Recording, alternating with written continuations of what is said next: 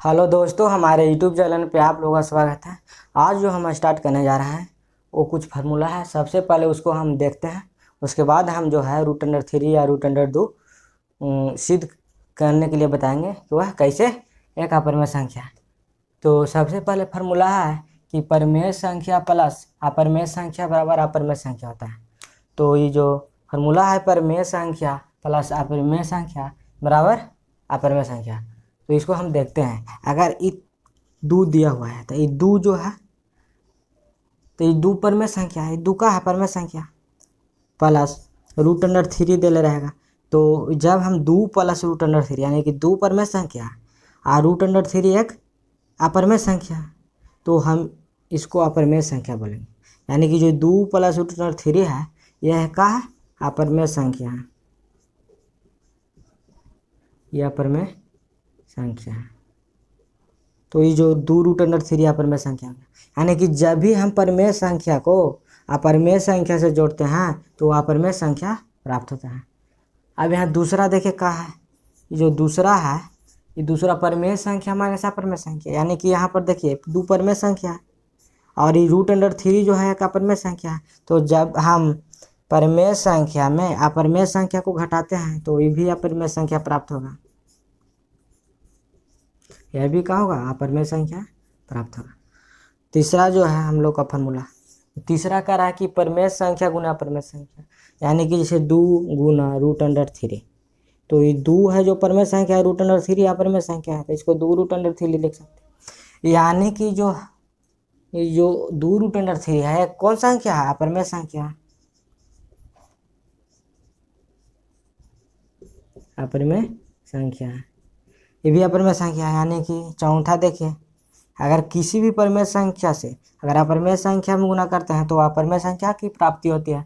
परिमेय संख्या बटा अपरिमेय संख्या यानी दो बटा रूट अंडर थ्री, तो यानी दो बटा रूट अंडर थ्री भी एक का है अपरिमेय संख्या है, ये भी अपरिमेय संख्या।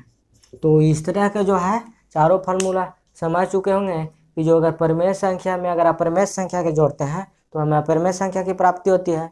देखिए यहाँ पर जब हम परिमेय संख्या लिए और अपरिमेय संख्या लिए तो अपरिमेय संख्या प्राप्त हुआ। दूसरा फार्मूला आप लोग समझ गए होंगे कि जब परिमेय संख्या में अपरिमेय संख्या को घटाते हैं तो भी एक अपरिमेय संख्या प्राप्त होता है। जैसे दो में से यानी परिमेय संख्या में से अपरिमेय संख्या को घट तो भी अपरिमेय संख्या प्राप्त है। परिमेय संख्या गुना अपरिमेय संख्या में अगर गुना पढ़ते हैं तो भी अपरिमेय संख्या होता है। देखिए यहाँ दो गुने रूट अंडर थ्री है, ये परिमेय संख्या रूट अंडर मतलब टू जो है एक परिमेय संख्या है, लेकिन रूट अंडर थ्री एक अपरिमेय संख्या है। जब ये दोनों में गुना करेंगे तो भी अपरिमेय संख्या प्राप्ति होगा। देखिए यहाँ पर तो ये परिमेय संख्या बटा अपरिमेय संख्या चौथा देखिए, तो परिमेय संख्या ये हो गया दो और जो टू हो गया अपरिमेय संख्या और जो रूट अंडर थ्री जो हो गया ये एक अपरिमेय संख्या हो गया, तो ये अपरिमेय संख्या हुआ।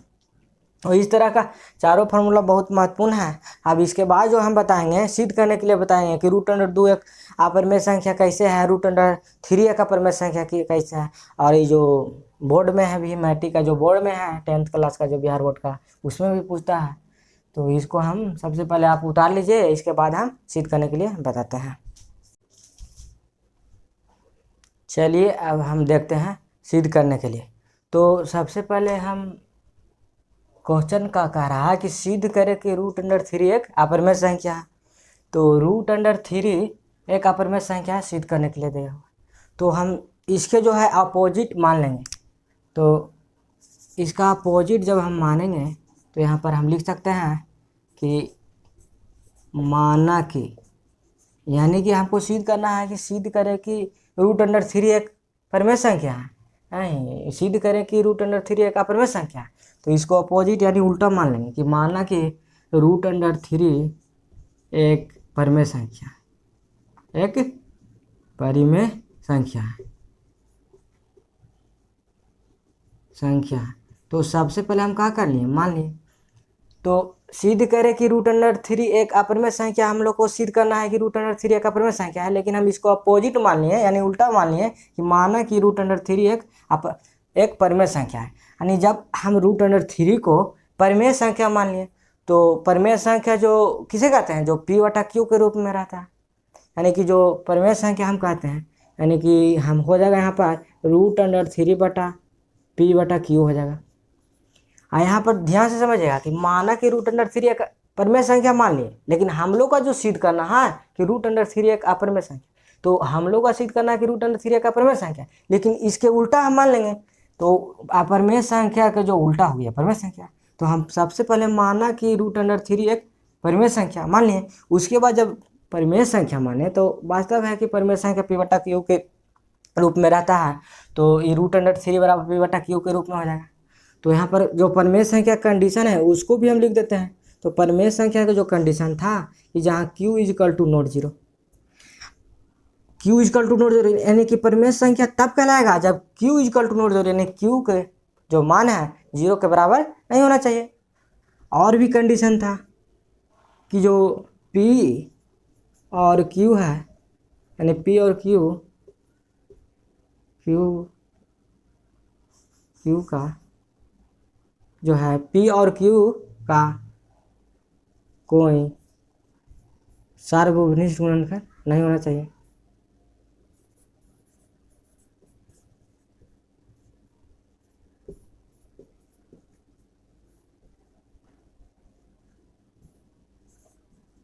नहीं हो। अब यहाँ पर देखिए जो परिमेय संख्या जो कंडीशन था जो क्या था, देखिए कि जहाँ q = नॉट जीरो, p और q में कोई, यानी p और q का कोई सार्वभौमिक गुणनखंड नहीं होना चाहिए, यानी नहीं हो। तो यहाँ पर समझिए जो p और q का कोई सार्वभौमिक गुणनखंड नहीं होना चाहिए, जो कह रहा है कि नहीं हो, तो इसका मतलब समझते हैं कि क्या करा जाए। तो p और q का कोई सार्वभौमिक गुणनखंड नहीं हो, कि जैसे में यहाँ p/q है तो यहाँ पर कोई भी जो है सार्वभौमिक गुणनखंड नहीं होना चाहिए, यानी कि दोनों का जब हम गुणनखंड करें तो उसमें गुणनखंड में उपस्थिति नहीं होना चाहिए, यानी एक के अलावा कोई। जैसे मैं यहाँ पर देखिए 2/3 है, तो 2/3 है, तो 2 है, यहाँ पर 3 है। अब हम देखते हैं यहाँ पर 4 हो जाएगा, यहाँ पर 6 हो जाएगा। तो यहाँ पर देखिए 2 × 2 4 को लिख सकते हैं, यहाँ 6 को हम लिख सकते हैं 2 × 3। तो देखिए नीचे भी 2 है गुणनखंड है और ऊपर भी 2। तो यहाँ पर देखिए कि दोनों जगह जो है गुणनखंड शामिल है, कितना 2 तो इस तरह का नहीं होना चाहिए। तो कंडीशन था, ये कंडीशन परिमेय संख्या की कंडीशन था कि जो अगर हम 4/6 को तो हम परिमेय संख्या नहीं कह सकते। कब नहीं, काहे नहीं कह सकते, क्योंकि इसको हम काटेंगे और इस रूप में आएगा, यानी p और q का कोई सार्वभौमिक गुणनखंड नहीं होना चाहिए और q = नॉट जीरो, तभी ना हम परिमेय संख्या कहेंगे। तो यहाँ पर तो समझ चुके होंगे कि हम क्या लिखे हैं, जो ये तो कंडीशन था तो लिख दिए, कंडीशन को लिख दिए। तो अब हम क्या करेंगे कि दोनों तरफ हम वर्ग निकालेंगे। तो ये जब हम वर्ग दोनों तरफ वर्ग करने पर लिखेंगे, दोनों तरफ वर्ग करने पर तो दोनों तरफ हम जब वर्ग करते हैं, दोनों तरफ वर्ग करने पर तो ये √3 का हम वर्ग करेंगे और यहाँ पर p/q है, इसका भी वर्ग करेंगे। चाहे कि दोनों तरफ हम लोग को करना है। तो हम बताए थे कि देखिए अगर कोई संख्या, देखिए छाता में है और यहाँ पर टोपी है, तो जब भी अगर छाता टोपी का मामला रहेगा, तो हम बताए थे कि जब भी अगर छाता टोपी का मामला रहेगा तो ये टोपी से छाता गायब हो जाता है और ये कितना बजेगा, 3 बजेगा। जो छाता के जो अंदर रहेगा वो 3 बजेगा, यानी कोई भी कंडीशन में रहेगा। जैसे देखिए छाता अंदर रहेगा, टोपी ऊपर रहेगा, तब पर भी टोपी से छाता गायब होगा। अगर टोपी अंदर रहेगा, छाता ऊपर रहेगा, तब भी जो है छाता से टोपी गायब हो जाएगा और 3 बचेगा। नहीं, दोनों कंडीशन जो है, चाहे तो ऊपर टोपी रहे और अंदर छाता रहे, या अंदर टोपी रहे या बाहर छाता रहे, तो दोनों कंडीशन में छाता से टोपी गायब हो जाता है। जो रूट के जो अंदर जो संख्या रहता है जो वो लिखा जाता है, जैसे यहाँ पर 3 है, यहाँ पर भी 3 है तो 3 लिखा जाएगा। तो कंडीशन तो हम बता चुके थे जो पिछले वीडियो में। तो देखिए जब भी हम यहाँ पर देखिए कट करके नहीं दर्शा सकते हैं, आप मन में बैठाइए कि यहाँ पर गायब हो गया, तो इसको हम काटेंगे नहीं, काट भी सकते हैं लेकिन नहीं काटते हैं, बढ़िया रहेगा। तो हम आप तो समझ चुके होंगे कि यहाँ से टोपी से छाता गायब हो गया, तो यहाँ 3 बच गया। अब हम ये भी कंडीशन बताए थे कि p² q के अगर दोनों सम्मिलित स्क्वायर है तो हम अलग अलग भी, देखिए दोनों एक साथ अगर टोपी है टोपी एक साथ ना है पी बटा क्यू का, तो हम अलग अलग टोपी पहना सकते हैं।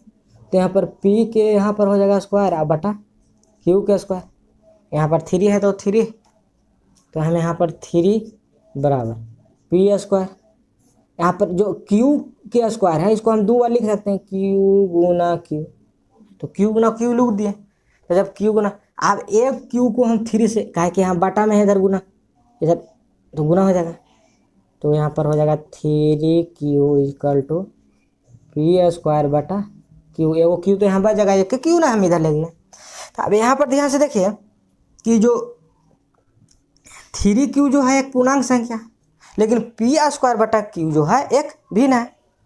तो यहाँ पर देखिए कि 3q, अगर 3 में q के जगह मान लीजिए कितना मान लें 1 2 3 4 5, यही ना लेंगे -1 -2 -3, तो q के मान अगर कुछ भी ले लें तो देखिए यहाँ पर गुना करेंगे तो 3 में 1 से गुना करेंगे 3, 3 में 2 से गुना करेंगे तो 6, 3 में -1 से गुना करेंगे तो कितना हो जाएगा -3, तो एक पूर्णांक संख्या प्राप्त हो रहा है। तो यानी हम कह सकते हैं कि 3q जो है एक क्या है, पूर्णांक संख्या है।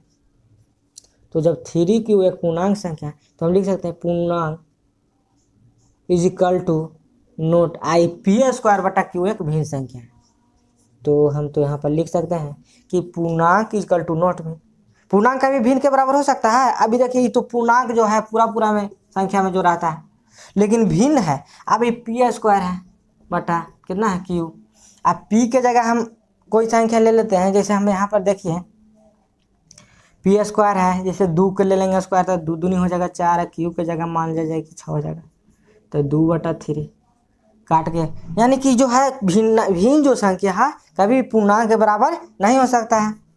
तो जब पूर्णांक के बराबर भिन्न इक्वल टू, यानी कि पूर्णांक इक्वल टू नोट भिन्न होगा, यहाँ पर लिख सकते हैं कि पूर्णांक जो है कभी भिन्न के बराबर नहीं हो सकता है। तो हम यहाँ पर लिखेंगे कि आता है रूट अंडर जो 3 है एक अपरिमेय संख्या है, अपरिमेय संख्या। तो यहाँ पर सिद्ध हो गया कि आता है √3, यानी कि आता है √3 जो है एक छूट गया है, इसको लिख देते हैं, √3 एक अपरिमेय संख्या है। तो इस तरह से तो हम √3 को सिद्ध कर दिए।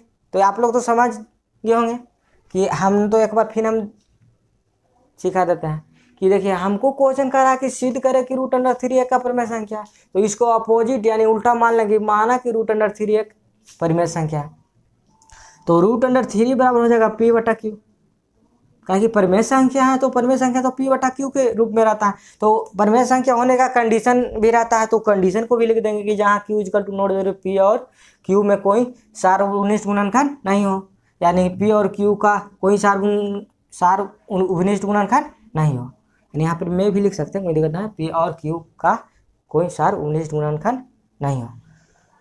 तो यहाँ पर सबसे पहले फिर क्या करेंगे कि दोनों तरफ वर्ग करेंगे।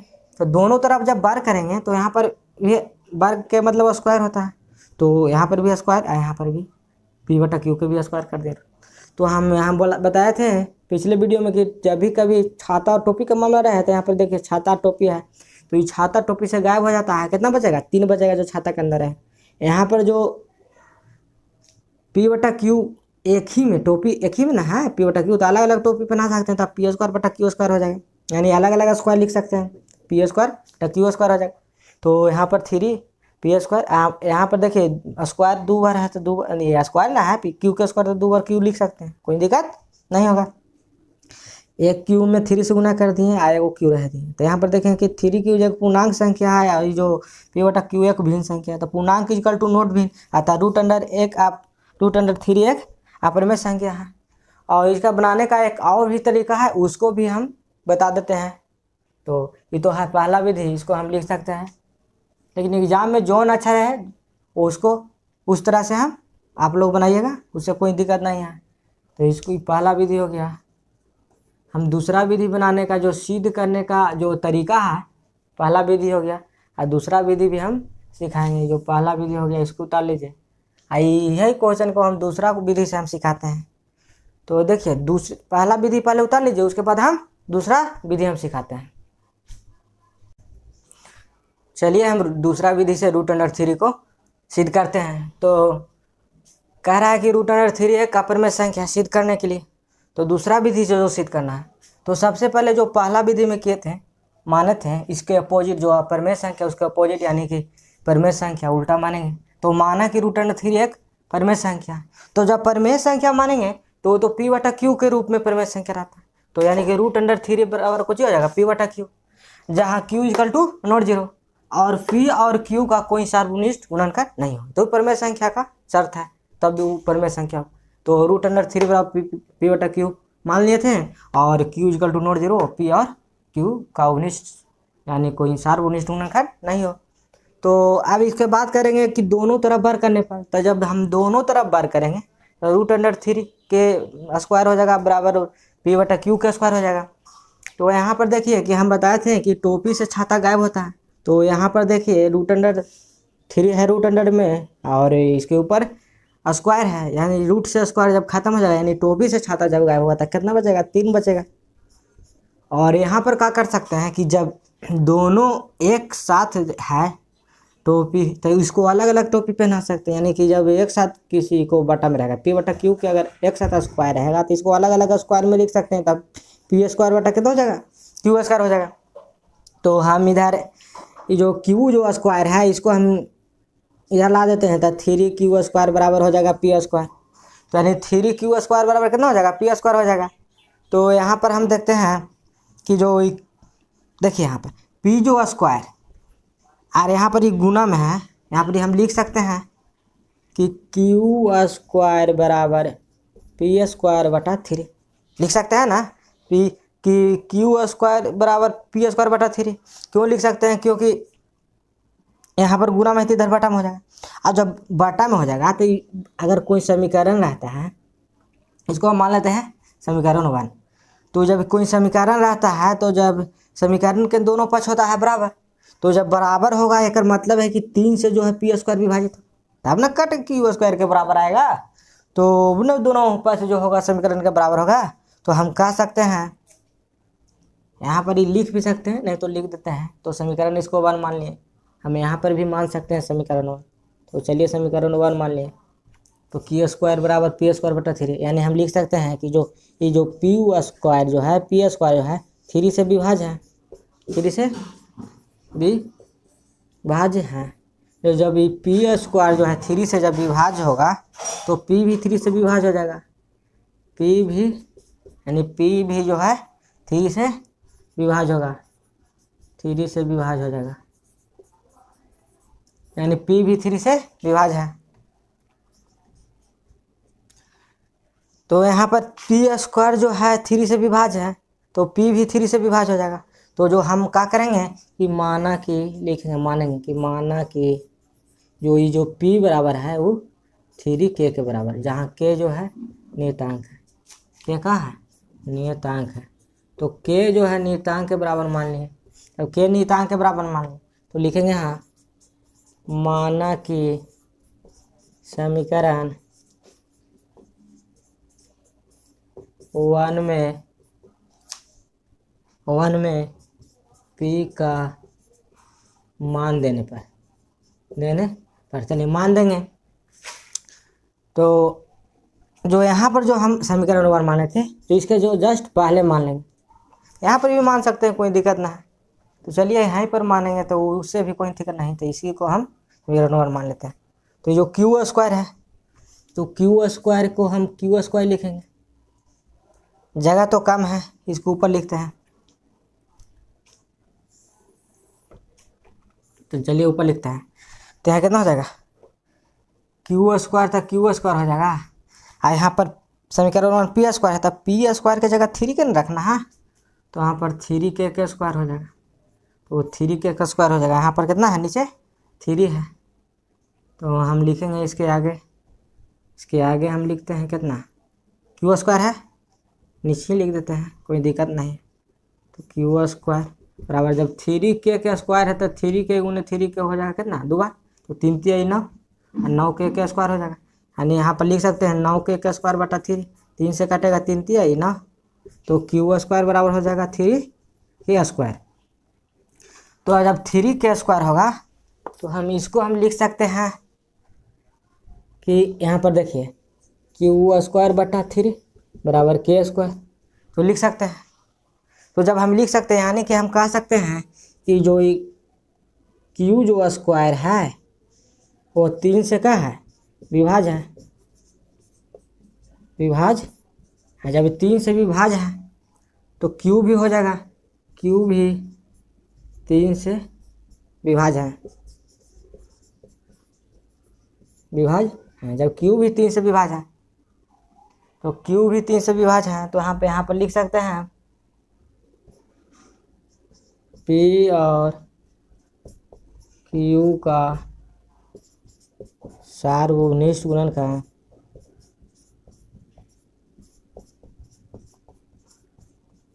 उपनिष्ठ गुणन कितना है, 3 हो जाएगा, 3 है। तो जब अब उपनिष्ठ गुणनखंड 3 है तो ये दोनों में जो p और q का जो सार्वभौमिक गुणनखंड कितना है, 3 दिया हुआ है। यानी हम लिख सकते हैं कि जो कि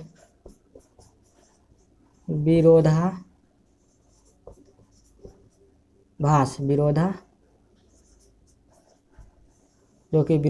उत्पन्न करता है, जो कि विरोधाभास उत्पन्न करता है।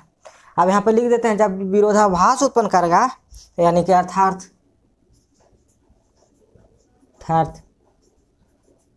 हमारी मान्यता गलत है, गलत है, अतः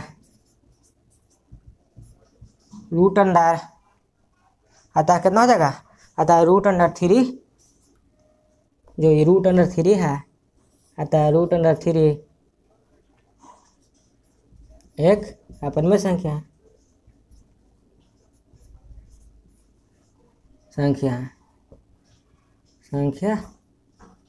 यहाँ पर लिखेंगे यानी √3 जो है एक अपरिमेय संख्या है। आप चलिए देखिए शुरू से समझते हैं कैसे है। तो हम लोग का सिद्ध करने के लिए कह रहा था कि सिद्ध करे कि √3 एक अपरिमेय संख्या है। तो दूसरा विधि से हम बताते हैं, पहला विधि तो सिद्ध करने के लिए बता देते।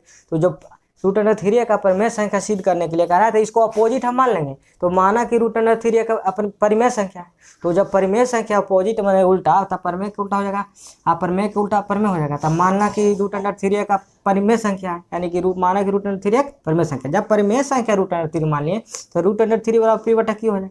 जो p बटा q हो जाएगा तब परिमेय संख्या कंडीशन को जहाँ q = नॉट 0, q = नॉट 0 और p और q का कोई सार्वभौमिक गुणनखंड नहीं हो।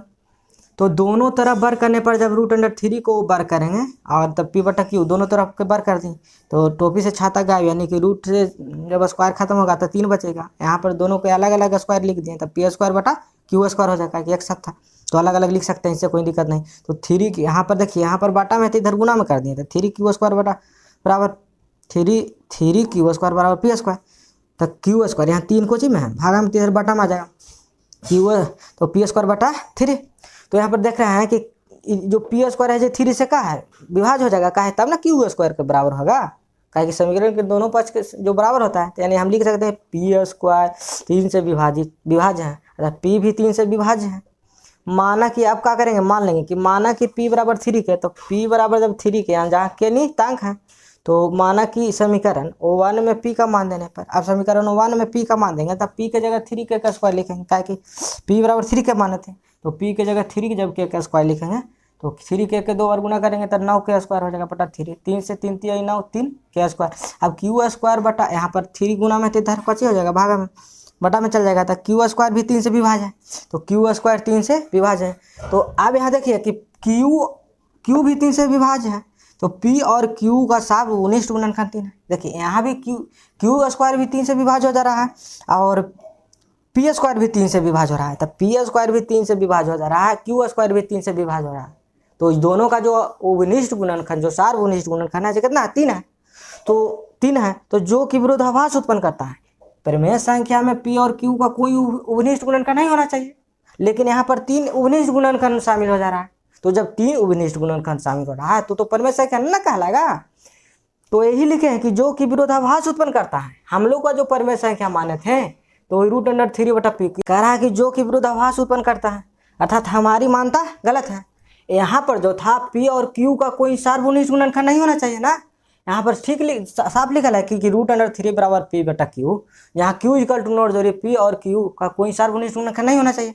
लेकिन जो यहाँ पर है 3 जो है सार्वभौमिक गुणनखंड हो जा रहा है, तो 3 सार्वभौमिक गुणनखंड हो जा रहा है और यहाँ पर लिखा है p और q सार्वभौमिक गुणनखंड नहीं होना चाहिए। यानी कि हमारी जो मानता है वह गलत है। जो हम माने कि रूट अंडर 3p जो एक परिमेय संख्या है वो क्या है, गलत है। तो जब हमारी मानता गलत है तो इसलिए हम कह सकते हैं कहता है रूट अंडर 3 एक अपरिमेय संख्या। काहे कि जब माने कि रूट अंडर 3 एक परिमेय संख्या है, तब परिमेय संख्या तो साफ कहता है कि जहाँ q इक्वल टू नोट 0 और p/q के रूप में लाना चाहिए। p और q जो का कोई सार्वभौमिक गुणनखंड नहीं हो। तो यहाँ पर तो देख रहे हैं कि q भी 3 से विभाज्य हो रहा है और p भी 3 से विभाज्य हो रहा है और दोनों का सार्वभौमिक गुणनखंड 3 है, जबकि नहीं होना चाहिए और यहाँ पर 3 हो जा रहा है। तो जो कि विरोधाभास उत्पन्न करता है, यानी विरोधाभास उत्पन्न करता है, अतः हमारी मानता गलत थी। यानी जो हम माने वो क्या था, गलत थी। हमारी मानता जो है गलत थी। अतः रूट अंडर 3 एक परिमेय संख्या हो जाएगा। नहीं, रूट अंडर 1 का ना हो जाएगा, अपरिमेय संख्या हो जाएगा। परिमेय संख्या ना होगा, कहीं कहता है रूट अंडर 3 एक अपरिमेय संख्या। तो जो ये दूसरा विधि से बनाया है समझ में आया होगा। और ये अगर लॉन्ग क्वेश्चन में पूछेगा तो लॉन्ग क्वेश्चन में पूछा, जैसे 5 नंबर में अगर क्वेश्चन दे दिया कि रूट अंडर 3 सिद्ध करें तो हम इस विधि से बनाएंगे। अगर शॉर्ट क्वेश्चन में जैसे 2 नंबर पूछ दिया तो हम जो इससे पहले वीडियो में यानी कि जैसे पहले विधि जो बताए थे, यानी पहला विधि के प्रयोग करना है, तो इस तरह से बन गया। और ये जो विधि है ये ज़्यादा समझ में आता है। तो जो देखिए ये विधि से बनाइएगा साफ साफ समझ में आ गया कि किस तरह से रूट अंडर जो 3 है एक अपरिमेय संख्या। तो चलिए उतारिए और हम 1.3 अगले वीडियो में स्टार्ट करेंगे, यानी प्रश्नावली 1.3 अगले वीडियो में बताएंगे। तो ये उतार लीजिए और दोनों पहला दूसरा विधि दोनों से बनाइएगा आगे करके। और जो भी एग्जाम में हो जो विधि हल करेंगे उन विधि से बना दीजिए। दोनों बनाने का तरीका जो है वह सही है।